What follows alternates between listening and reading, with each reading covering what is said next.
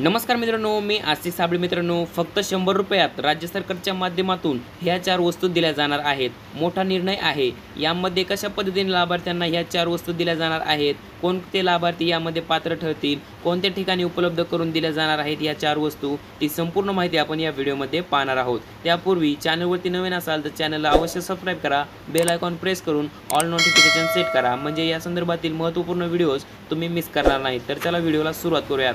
मित्रांनो, गणेश चतुर्थीनिमित्त आनंदाचा शिधा राज्य सरकारच्या माध्यमातून वाटप केला जाणार आहे. हा आनंदाचा शिधा जो आहे यामध्ये कोणकोणत्या 4 वस्तू आहेत ते समजून घ्या. आनंदाचा शिधा जो आहे जनसंच आहे, तो जनसंच म्हणजे चणा डाळ 1 किलोग्रॅम, सोयाबीन तेल 1 लिटर, साखर 1 किलोग्रॅम आणि रवा 1 किलोग्रॅम. आता या 4 वस्तू तुम्हाला कोणत्या ठिकाणी मिळणार आहेत याबद्दलची माहिती आपण समजून घेऊयात.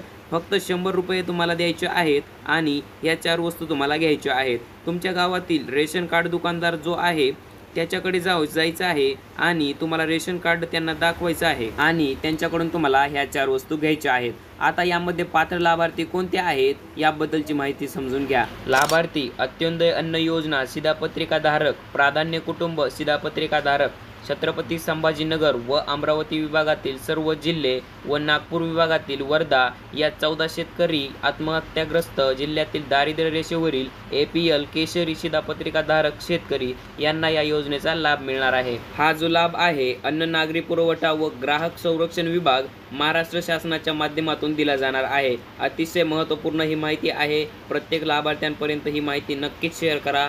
धन्यवाद. जय हिंद, जय महाराष्ट्र.